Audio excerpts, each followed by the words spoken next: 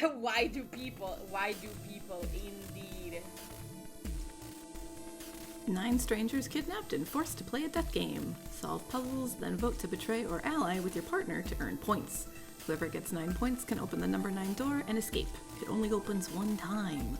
If you hit negative points, you die. Sad face. Fi knows that our name is Sigma even though we've never met, and she's got some sick ups. We found an old dead lady!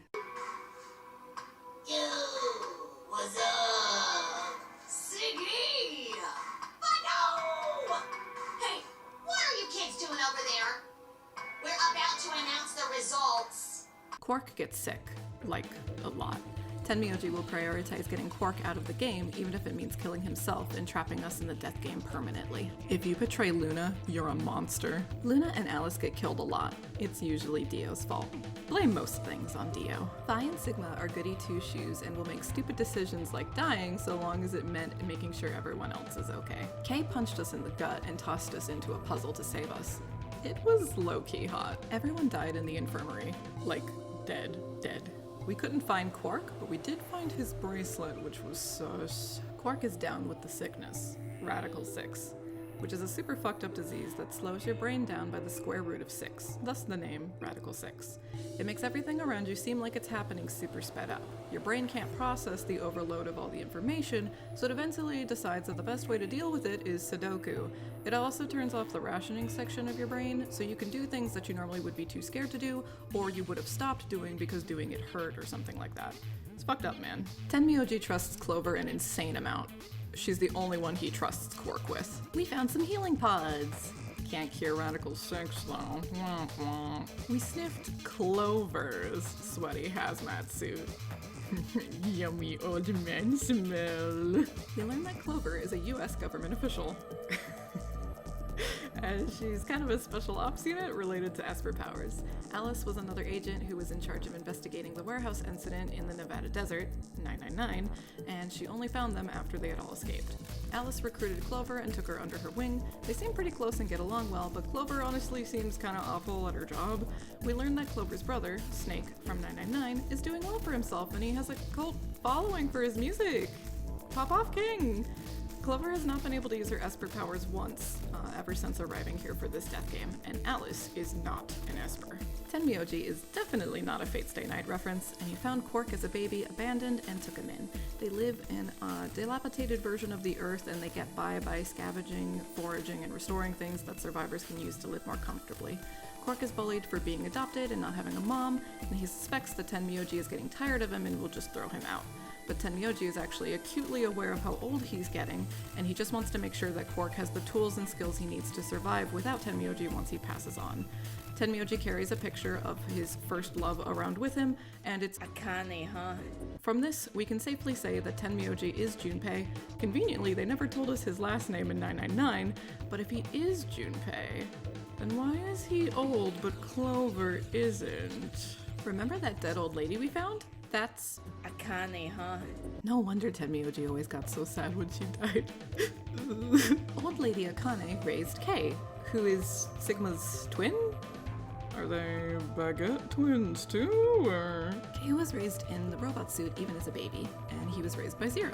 When Kay asked for a mother, Zero gave him a robot mom, but Kay hated it. He wanted a real mom. That's when Akane showed up.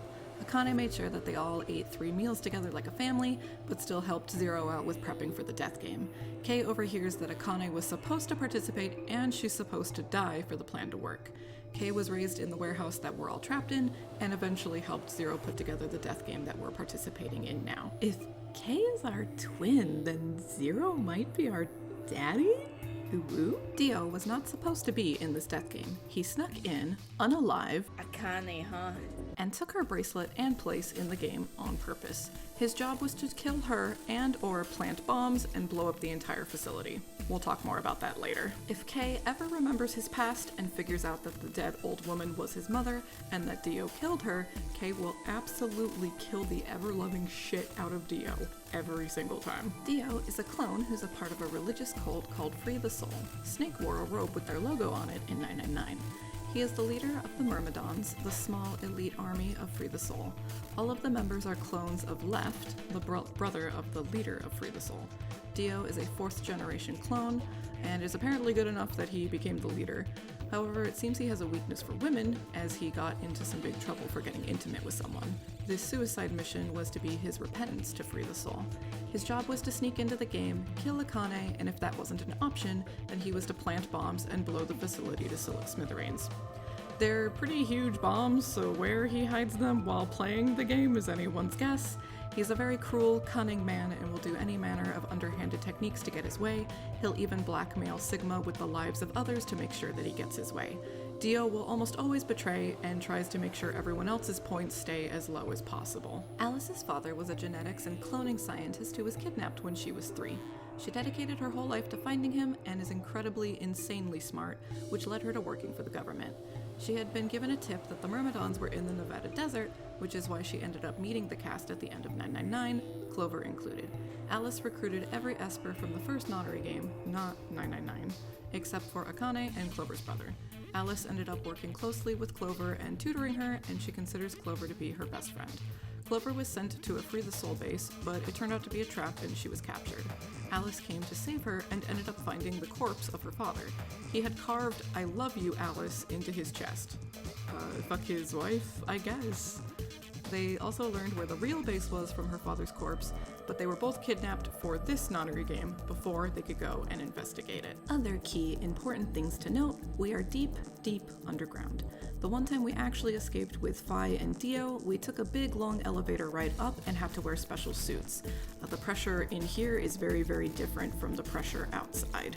We have no clue what day, year, or time it is. We assumed maybe a week after we were kidnapped, but none of us knew the existence of Radical 6, and yet we found an article about how most of the human race had already been wiped out from it. But we have a cure for it here in the warehouse. And we also found a journal completely written in Latin about how it would take at least 10 to 30 years to develop a cure. Are all of these fake and planted by Zero? Are they real? We don't know. There was a Mars mission test site, and we found a recording from it. The test was leaving the participants alone for an extended period of time. It was definitely a few months, I don't remember if it was like 3 or 6. Without any contact from the outside world to simulate how long they would be in space without communication while traveling to Mars. The recording starts with the operator finally ready to make contact with the team again after so long, but is greeted by a woman saying, "6 of us are dead. Counting myself, there are only 3 left. They were killed. I guess you could say I killed them. No, that's not quite right. Not just them. Not just these 6. All of them. All 6 billion. Soon, I will have killed 6 billion people." The voice actress of the woman is the same as Luna's voice actress, but whether or not this was them recycling voice actors they already had on hand, or if it actually means something for the story, has yet to be seen. Sigma gets cut and his hand bleeds cum. We learn about the golems and their special tissue, so Sigma being a robot was suddenly on the table. We had Luna scan us with the Atom machine, and it turns out both of Sigma's arms are prosthetics. And now, the thrilling continuation!